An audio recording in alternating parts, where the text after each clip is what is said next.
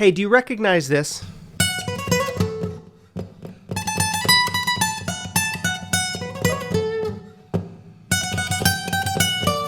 As I'm sure most of you know, that is the flute solo for Down Under by the Men at Work. Really super famous song from the 80s. In my mind, it kind of defines the 80s in some ways. I remember absolutely loving that song when I first heard it. In fact, I remember being at a good friend of mine's house and they were playing it and we were like, this is such a great song. But did you know that decades later, former members of the Men at Work were sued for millions of dollars for its similarity to the Kookaburra song, which is like basically a child's nursery rhyme from the 30s. Here's the Kookaburra song.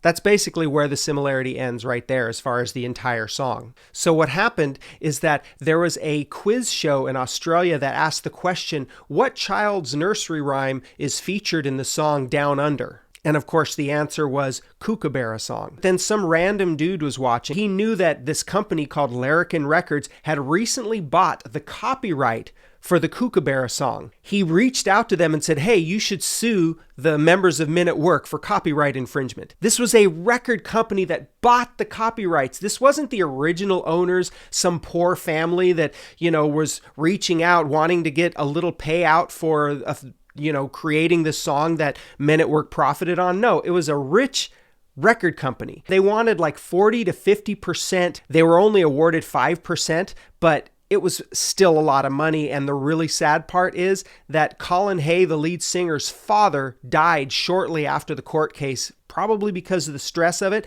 And the flute player, Greg Ham, also died not too long after the court case of a heart attack, probably related to the stress. This is certainly the dark side to copyright infringement law.